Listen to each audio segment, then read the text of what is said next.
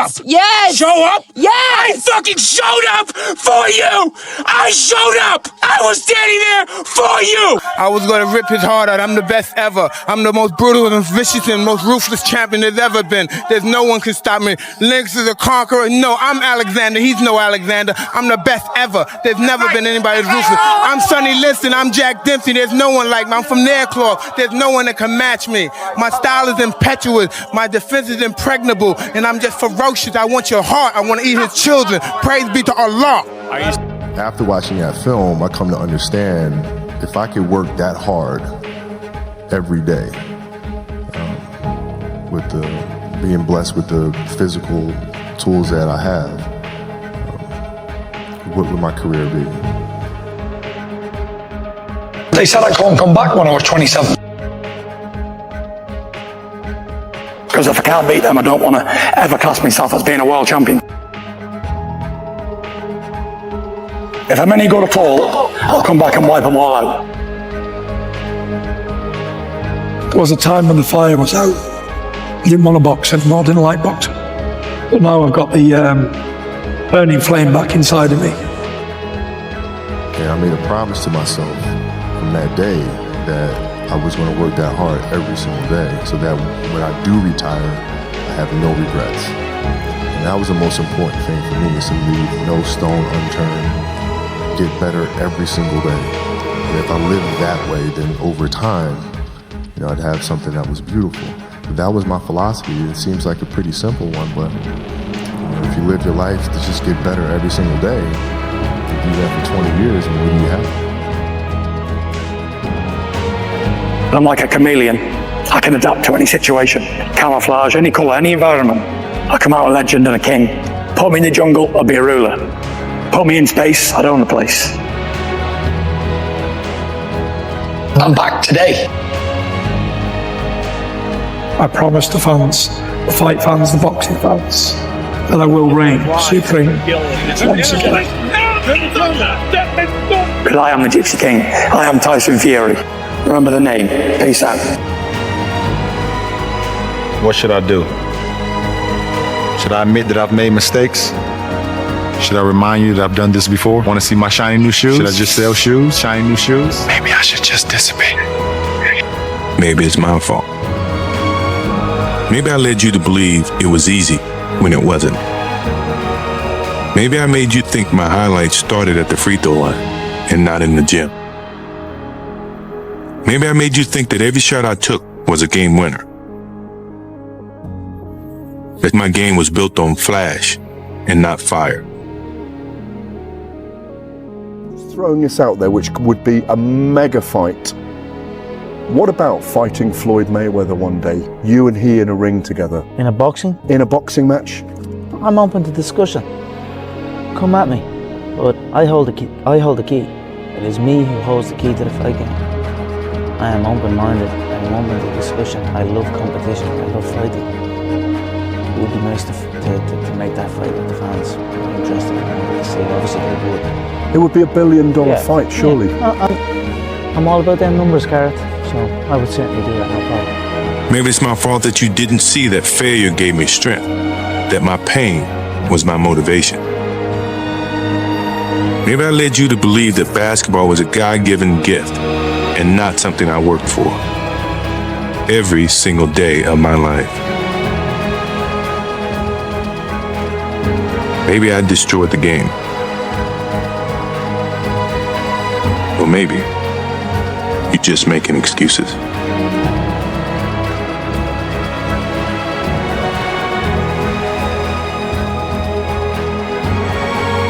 You're chasing your dream, and when you're working hard, chasing something you love and completely dedicated, it just happens. You can't really notice it. Even still to this day, I'm in an amazing position in my life, but I'm still working like I'm not. I'm still working like I'm not in this position. Absolutely. I'm still working like none of this is even. You know what I mean? Yeah. It's just something I love to do, and I just keep pushing, keep working hard. I can't pinpoint an exact moment for you, but if anything, I always felt like it was happening way back then. I do bad things. You're bad men, but You already know that. you're how bad men. Oh, and there's a woman. Does anyone think I'm blind a man as smart as you, Tommy? A woman. Love. Oh, I love. Damn, Tommy Shelby. I got gloves. Tommy, So fucking close. does your ambition have no limits? So fucking close. Does your vanity have no limits? Nearly got fucking everything! You've lost your wife. And now your brother too. Legitimate business, John, is the priority. I thought it would make you different. Legitimate business. Since when? My fucking wife took a bullet meant for me! It seemed to change you. Nothing seems to change you. Oh, yeah. Okay. Yeah, some secret service, secret fucking service, blah, blah, blah, but you don't tell us shit. My hand has blood.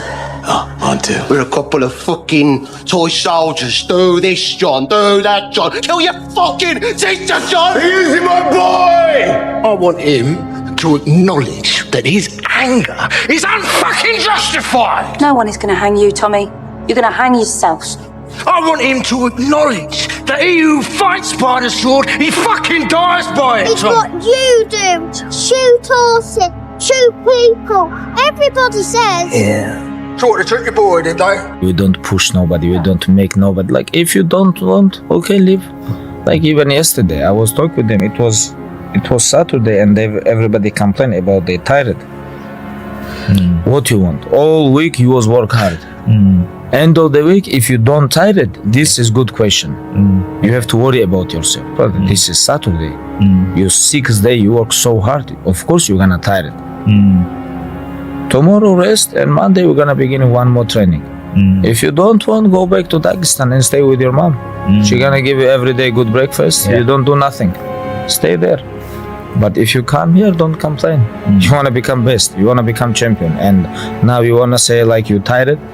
Who cares? You tired or not? Nobody care about you. Even you, if you're gonna watch fight, you just watch fight. They walk out inside the cage, they fight, and they leave. You don't know what happened behind the scenes. This is not your business. Nobody care about this. He was tired, he have personal problem, family. Nobody cares. You don't know, like, you just see how he fight and he go.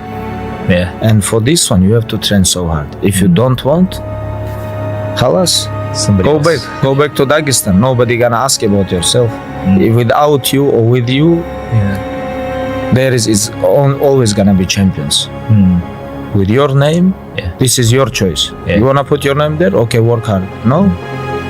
Bye-bye.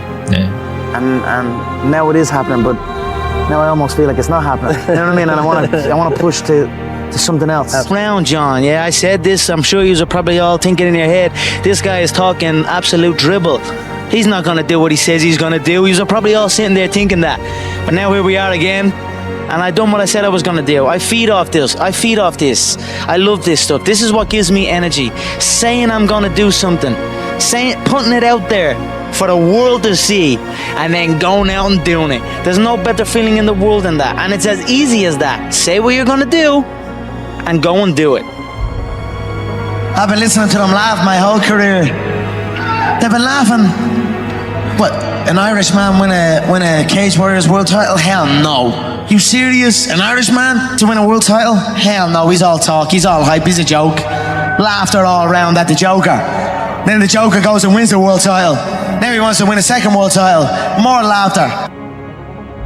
Listen, I don't know, mate, the sound of laughter and the sound of doubt motivates me. So I'm enjoying that. I seek that. I don't feel no doubt or I don't feel that going and fighting any of these other UFC bums right now. They need to rise up. Right now they're down there. I've got this situation where people are truly doubting me, like they doubted me at the very, very beginning. And that's motivating for me. That's what's going to drive me to the gym when I need to go to the gym and to put in that work to get.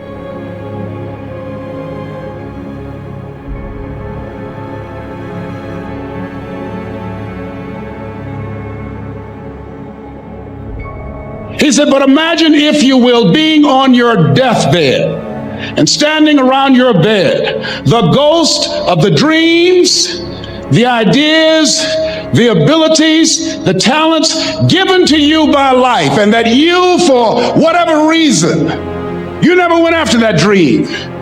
You never acted on those ideas. You never used those talents. You never used those gifts. And there they are standing around your bed looking at you with large angry eyes saying, we came to you and only you could have given us life. And the question is, if you died today, what dreams, what ideas, what talents, what books, what music, what leadership, what voice will die with you?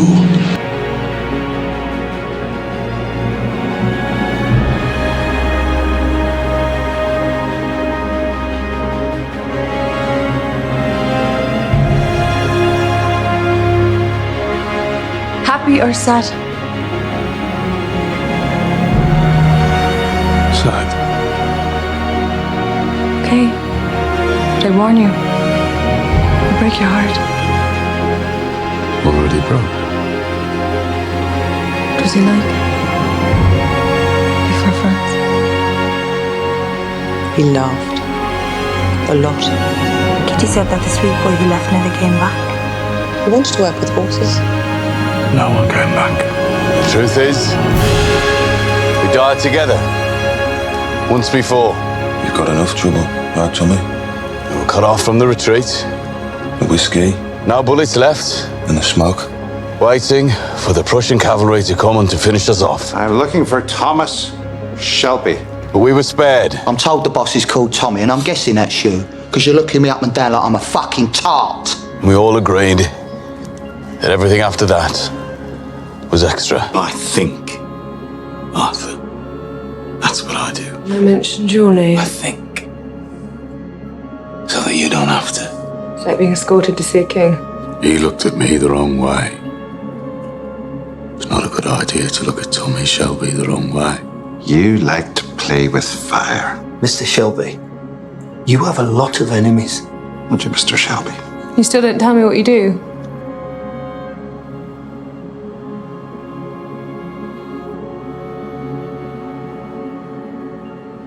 My name is Conor McGregor and I live in Lucan.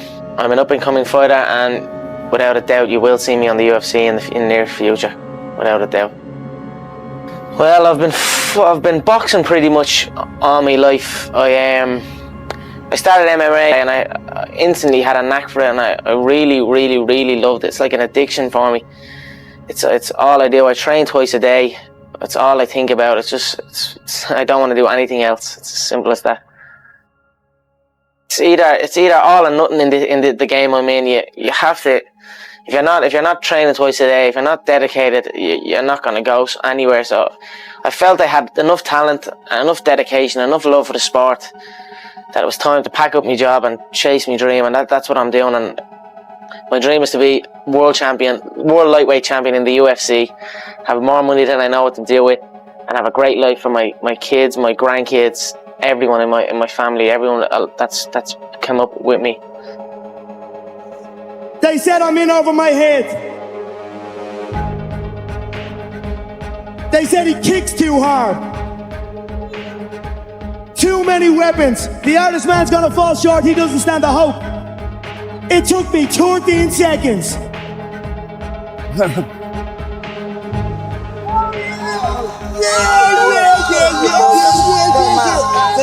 Yeah, that's what I do. One shot. One shot is all it takes me. Anywhere on the dome. Anywhere on the dome, son. Not me. Anywhere on the dome. You can keep your gloves up too. I break the guard. My shots break the guard. As far as the fight, he will be unconscious inside 4 rounds. The movement, the power, the ferociousness. He's not experienced this. He's fought people who have shied away from him. I don't fear him. If this was a true fight, it wouldn't even take 1 round.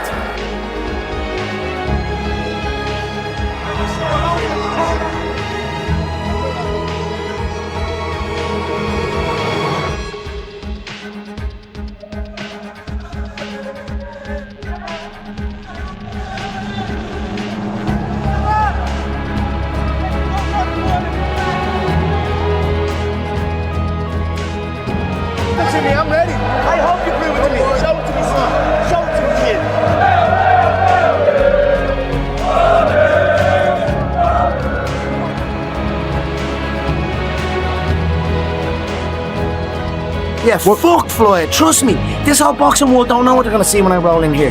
I'm unpredictable. Nobody knows what they're in for. Everybody's writing me off. Everyone has this little, you know, but they're gonna be in shock.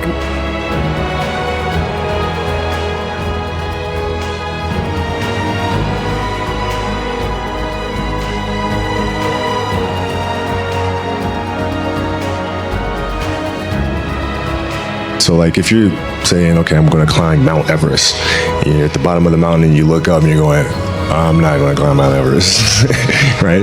But if you break it down into sections and you just one foot in front of the other, one step at a time, next thing you know, you're at the top of the mountain.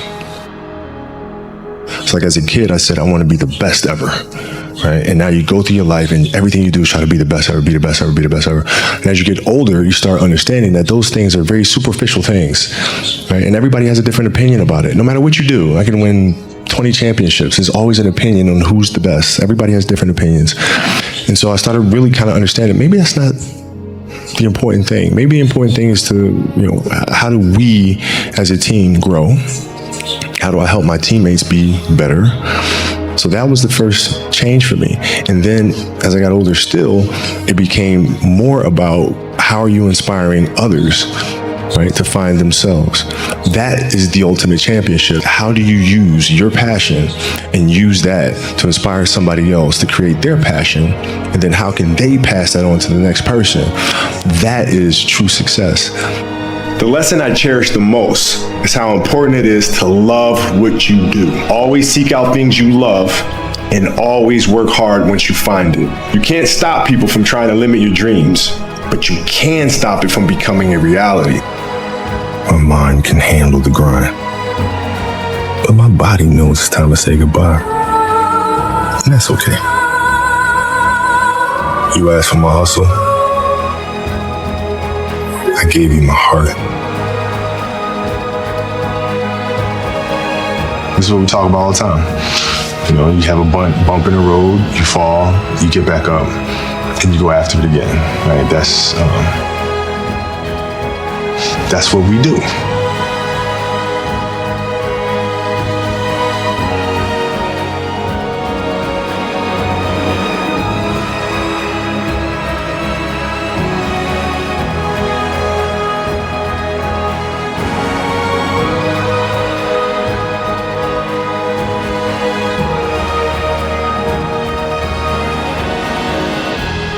That's my dream. My dream is to be number 1, pretty much. My goal is number 1 MMA.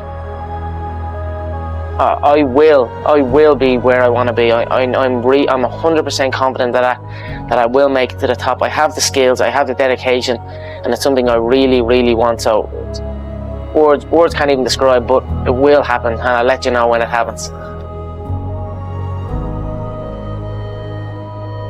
Stripping that all back to the start of your career, a man with a dream, you know, training in the gym day in, day out. If somebody said to you, you'll have, or you'll be as successful as you are now, what would you had said back then? I believe you. That's what I would have said. Because I did believe. Yes. I believed in it. I had very few people who told me that. I had a small group of people that would tell me something like that. Other than that, it was just me telling myself. Yep. So if someone came up to me and told me that all the way back then, I'd say you're damn right. When you're chasing your dream and when you're working hard, chasing something you love and completely dedicated, it just happens. You can't really notice it. You know, even still to this day. I'm in an amazing position in my life. There's a version of you that never sleeps in, never skips training, never wastes time. There's a version of you who never fails. It is waiting for you. Genuinely ask yourself a question, you at home. If you had done those things for the last 2 years, you never skipped a training, you never wasted time, you never scrolled TikTok, you never sat aimlessly on the internet typing in garbage, never played video games, you never wasted time. You never skipped training, you were training every single day. You never slept in, you were never lazy. There's this version of you. Imagine the person. but I'm still working like I'm not. I'm still working like I'm not in this position. Absolutely. I'm still working like none of this is even, you know what I mean? Yeah. It's just something I love to do, and I just keep pushing, I keep working hard. I can't pinpoint an exact moment for you, but if anything, I always felt like it was happening way back then, and now it is happening, but now I almost feel like it's not happening. You know what I mean? And I want to push to something else. Absolutely. I'm always striving to push forward. So. Yeah. You got your boy. And what fucking line am I supposed to have crossed? How many sons, have you cut, killed, murdered, butchered, innocent and guilty to send to the fucking hell, ain't you? Just like me! Damn them for what they did to you in France. You have some kind of death wish, Mr. Shelby. What do I have to do to make people fucking listen to me? This is who I am. And this is all I can give you for what you give me, for your hearts and your souls. It's in our gypsy blood. Mr. Shelby, you are not yourself. I should call a doctor. We live somewhere between life and death. You remember that God spared you. Waiting to move on. Well, what did you do with that extra time that he gave you, Thomas? And in the end, we accepted. We shake hands with devils, and we walk past them. Mr. Shelby, you're meant to be resting. Learn something, Francis. There's no rest for me in this world. Perhaps in the next.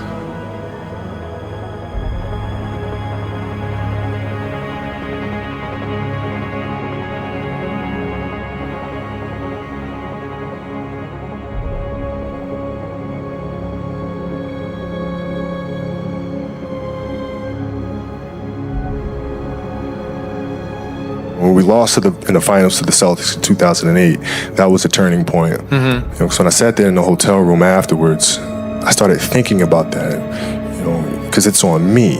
If I didn't feel like my teammates were aggressive enough, that falls on me. And I had to understand what their journey was. How are they feeling as people? What are they going through?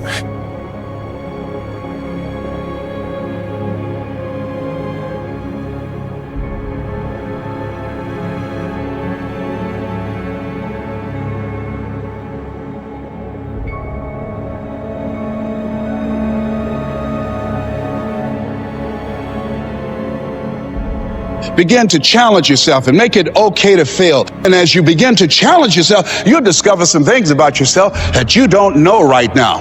The other thing is you begin to look at yourself, look at your dreams, and begin to experiment and stepping into your greatness. One of the things that's very important, whatever goals and dreams that you have, make your move before you're ready. We're instructed in life to walk by faith and not by sight. See, you want to really begin to stretch yourself. You want to become a risk taker. You want to raise the bar on yourself. Most people won't do that. See, most people engage in low life living, low risk living. Viscott said, if you're not willing to risk, you cannot grow. And if you cannot grow, you cannot become your best. And if you cannot become your best, you can't be happy. And if you can't be happy, then what else is there? Begin to challenge yourself and make it okay to fail and learn from your failures. Don't allow fear of failure and the allure, the attractiveness of playing it safe in life to draw you in.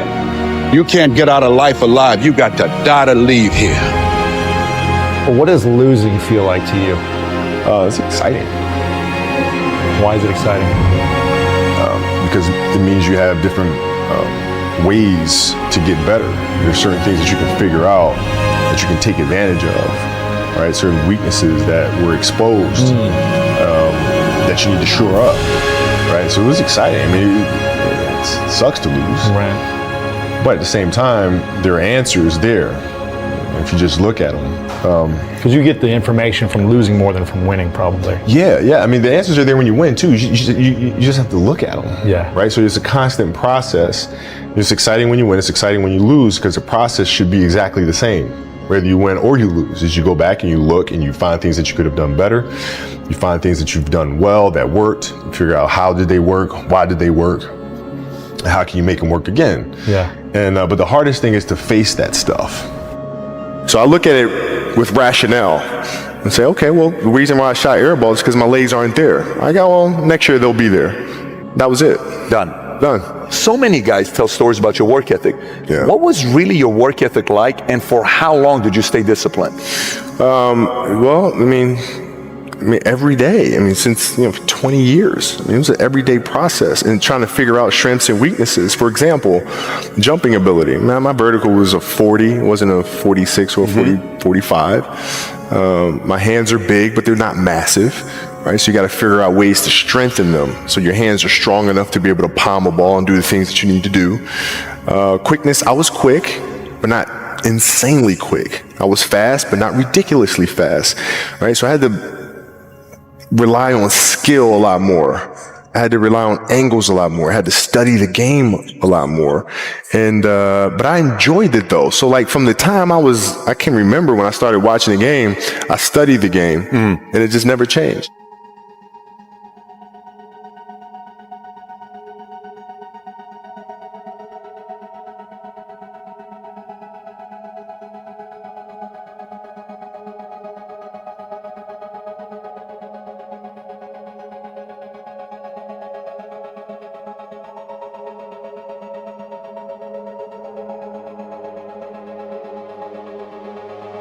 When you make a choice and say, come hell or high water, I'm going to be this, then you should not be surprised when you are that. Man, I gave my soul to this game. There's nothing more I could give. Nothing. But I'm telling you, it goes by fast. And if you don't give it your all, you're going to regret it.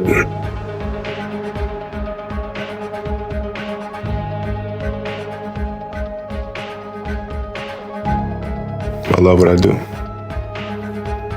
And it's as simple as that. What does love feel like for you? What does love feel like?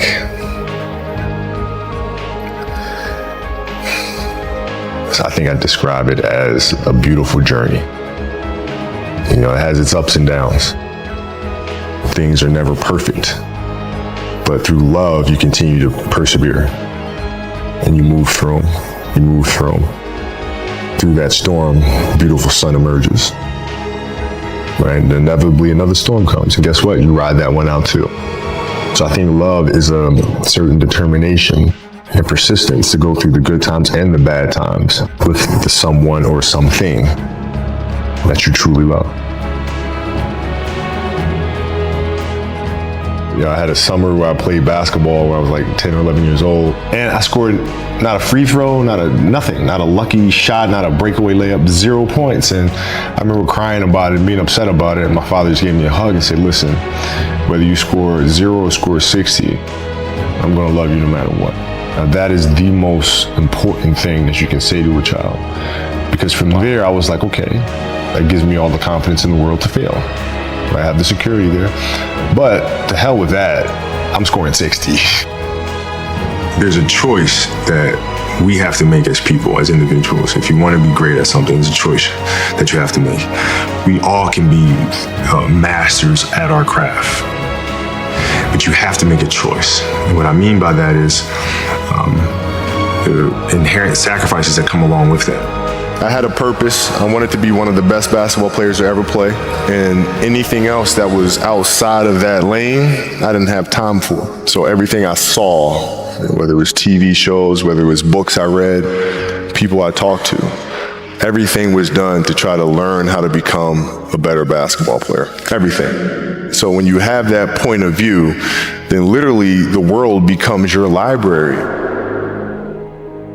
The Mamba mentality simply means trying to be the best version of yourself. That's what the mentality means. It means every day, you're trying to become better. And it's a constant quest. It's an infinite quest. I want to be one of the best basketball players who've ever played. Okay, how do I get there? And every decision I made in my life was centered around the process of helping me eventually get there. Like you're always going after it, always going after it, always going after it. And if there's a challenge that ensues, oh, good, I want to see how I stack up to that. So I had that purpose. And once I had that purpose, every decision that I made was centered around that purpose.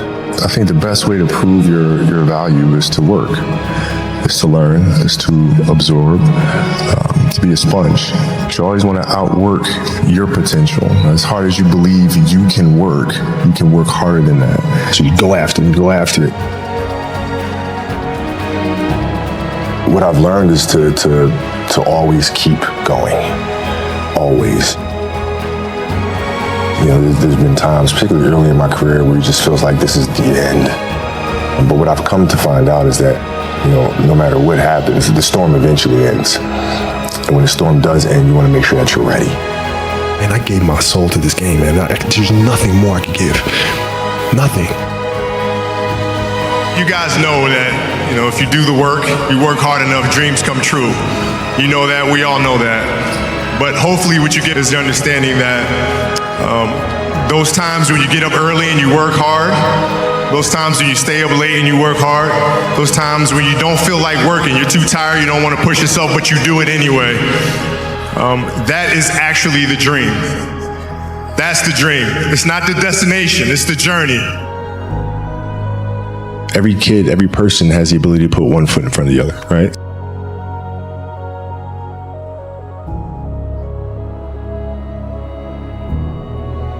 You'll have the pressure on yourself to play, you know, to capitulate to that fear. If you play with the sense of, I want to win, then you have the fear of what happens if you don't.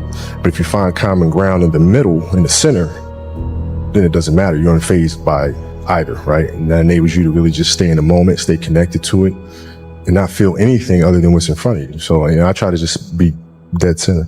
Seriously, what does failure mean? It doesn't exist. It's a figment of your imagination. Fail on Monday. The only way it's a failure on Monday is if you decide to not progress from that. If you finished your career without a championship, you would not have looked at that as a failure. No, I would have looked at it as being extremely disappointed because I had a dream and I had goals that I wanted to accomplish, right? And if I don't accomplish those goals, I have to ask myself why, right? So from my position, the reason why I would not have accomplished those things is poor leadership, failure to communicate properly with my teammates to put them in positions to be successful. Those same weaknesses are going to reveal themselves there, right? So if I don't learn from that, I'm going to struggle here too, right? So I can take those situations and learn from those and have them, you know, make me a better person later in life. But if I don't take that stuff and apply that someplace else, then that's failing, which to me is the worst possible thing you could ever have, is to stop and to not learn.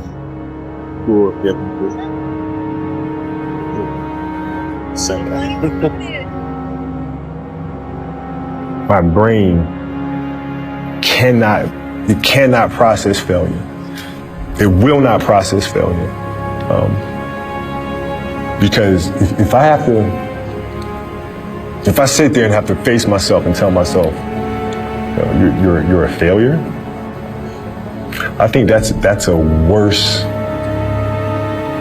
worse than death.